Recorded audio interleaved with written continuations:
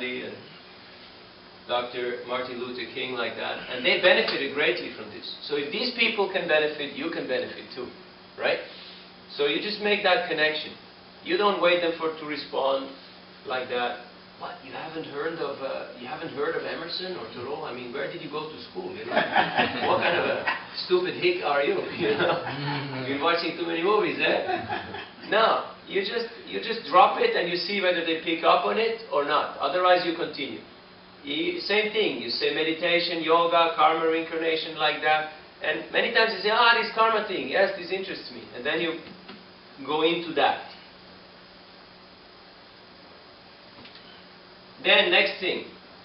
Say, in the English language, there is more than 300 editions of this Bhagavad Gita.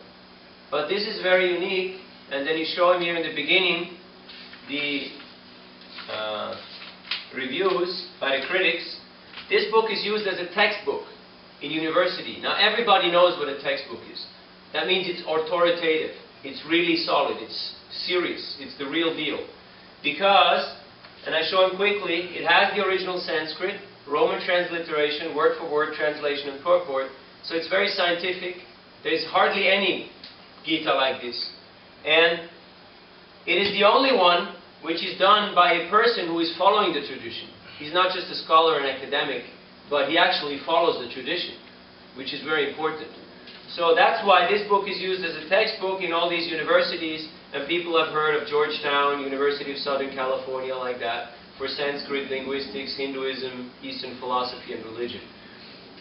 Then, I've already said the part about the Sanskrit. I go to the pictures.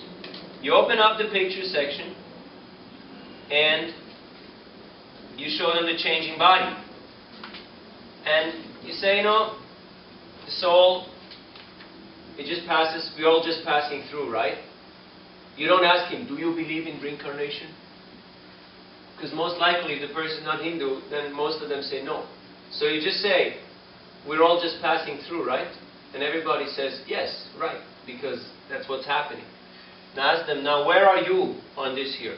And they say, I'm the young guy at the book, or the guy at the ball. And I say, I'm already here, I'm already going down, like that. Then 3 modes of material nature, goodness, passion, and ignorance. Sometimes I show it, but mainly I do the changing body one. We're just passing through. Goodness, passion, ignorance, which one affects you most? The 3 gunas. Then, meditation, yoga, the sage who sees everybody with equal vision. Then the yogi. I usually show the yogi, because that's a powerful one. And I think it's missing in this Gita, but never mind. So, I had the person, what do you do for a living? What's your job? What do you do? He says, I'm an engineer.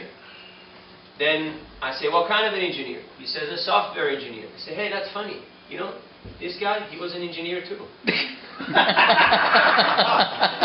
many times they say, really? I say, no, just joking. So like that, And then, this is the soul with the mind and the 5 senses. So, to be in control of your life means you control your mind who will control the senses. Otherwise, it's like a mad horses who are just running everywhere. So, this is all explained here in this book. How to be master of your life, how to be master of your destiny, right? Everybody wants to be the boss. Everybody wants to be the master. But right now you're not. You're the servant. Your eyes say look. Your tongue say eat.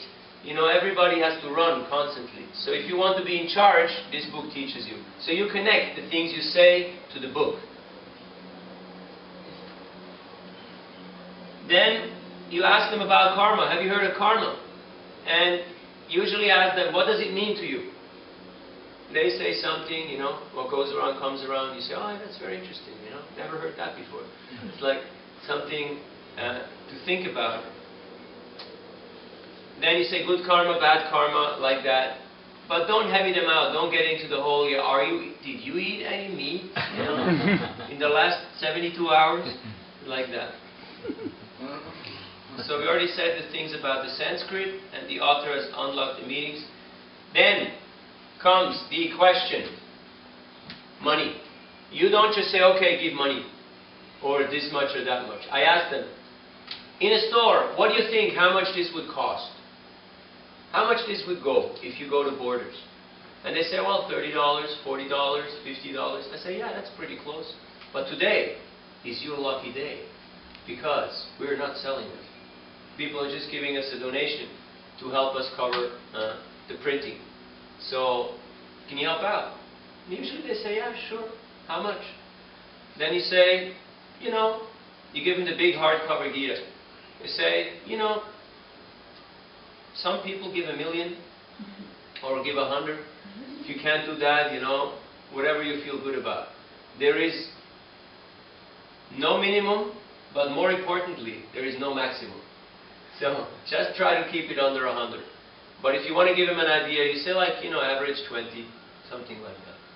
Hardcover 20, softcover 10, like that. So that they have an idea. You don't just say give whatever you like, and then they come with $1, and then you say, no, can you give some more? That's stupid.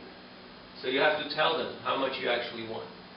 But sometimes you have to just be a little generous. You know, some people will give you more, some people will give you less. Some people give you 5, but they still want the book. Some other people give you 20 or 30, and like that. So it evens out, it balances out. Don't be, you know, no hard and fast rules. And then, we do this as a benefit for spreading love of God, to help people who are suffering, spread peace, and so on. Very important, thank people for taking the valuable time for looking at the book, even if they don't take it. It's been an honor to meet you. Please read the book. If they're interested, you take their name and their address, their email, their phone number, so you can invite them. You know, if you want to take classes on Gita, like that. If they're people of Indian origin, because they usually say, oh, you know, I already have this, I already know this. I say, wonderful. What's your sadhana? You know, what's your spiritual practice? And because they got none, they become a little, you know, shy, a little apprehensive. You know, I do a little yoga sometimes, or, you know, they're not going to say I wave an incense at a picture once, you know, in a blue moon. But you just say, you project a lot of positive energy. And then people will be inspired to reciprocate. And today you say, this Gita Jayanti is the day this book was spoken, so we're going out and giving this book on a special occasion to everybody. And if you already have it, wonderful, give it as a gift to somebody else who might be interested, who might be benefiting from it. Then, so many things about talking to people of other religions. What about that one? Huh? I'm a Christian. Wonderful. That's great. We need more people like you. Like, you don't go confrontational. You don't say, oh, what you're doing is bad, and this is the superior path, or this is, you know. You say, wonderful. That's great. You know. The world will be a better place if you have more people like that.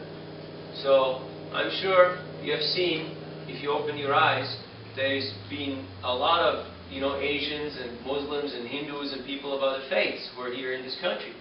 So in order to, you know, live as a society, it's important to understand what's people's beliefs, what's people's mindset, like that.